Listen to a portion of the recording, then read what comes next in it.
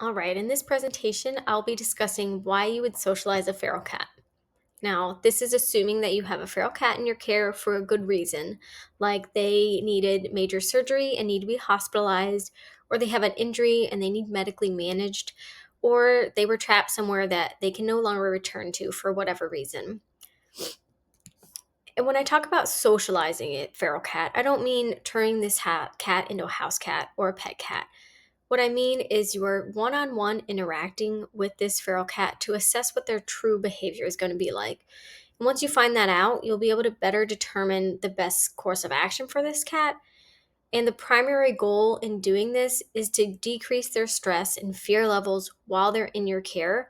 And that's going to make them so much more manageable, whether it's medicating, assessing their incisions, or just keeping a good eye on them. Now, if you are going to be socializing and handling and hospitalizing a feral cat, usually that's going to be from 7 to 14 days, depending on what's going on.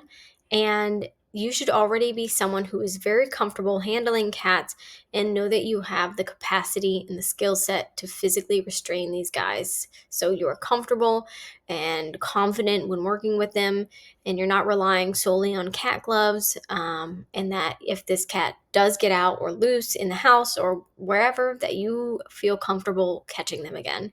So again, always be safe and handle them with care, because feral cats can cause severe bodily injury to not only you but themselves. So always take that into consideration.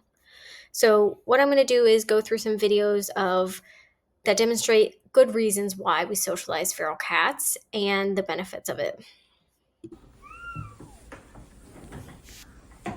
This cat was brought in for a tail exposition, and he was medicated. It got affected because he needed to be there even longer. And so after a few days, once I was able to work with this cat, I realized this cat is more vocal than anything, not showing any signs of aggression. So I felt comfortable picking him up, bringing him out of his kennel, and assessing him just right there on the floor, because he wasn't giving me any signs that he was truly feral.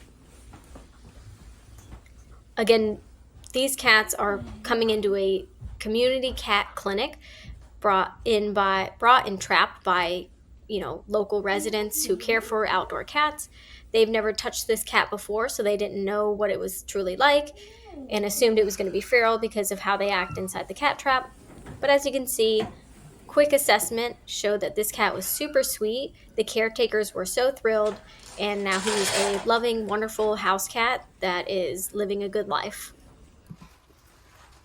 This next cat was brought in for severe bite wounds and aggressive medical treatment for the infections. So he was on a lot of medications and was very fearful and aggressive at first. So medicating him was quite a challenge. So I decided to get him out and assess him to see what we could do better.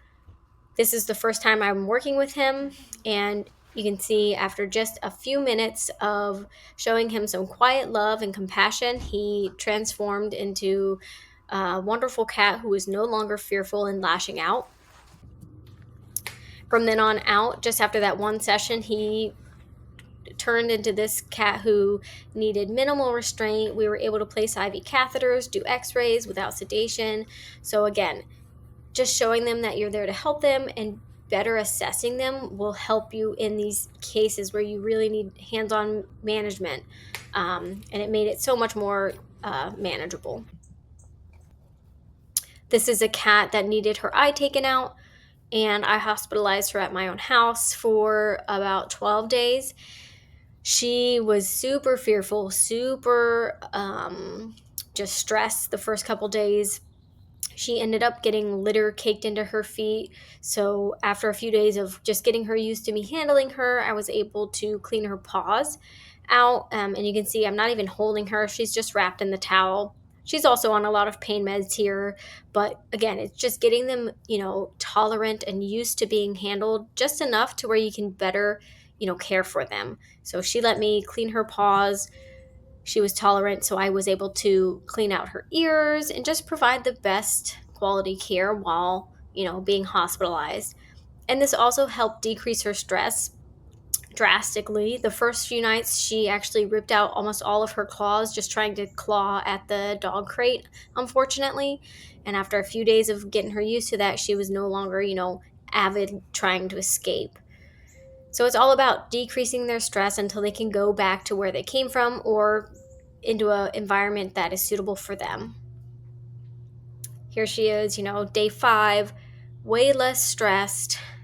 That's going to help with her recovery time. It's just going to improve her quality of life while I have her.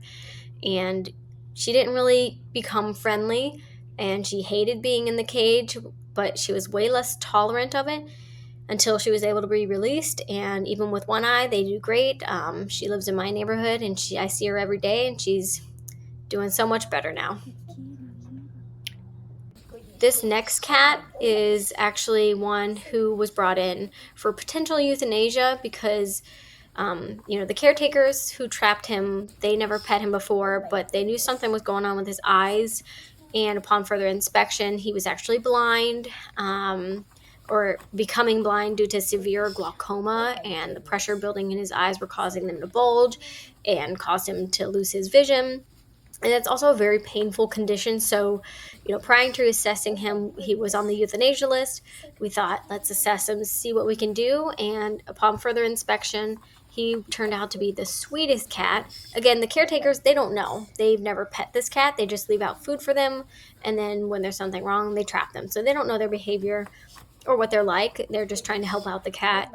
And because he was such a sweet boy, we were able to remove both his eyes. Again, he was already blind for the most part, or was going to be, and got rid of that pain. And he was actually adopted into a loving home now. So that's the benefits of socializing these guys. Again, not everyone is going to be super sweet or friendly, but it's about getting them more tolerant just so you can better manage them while in your care.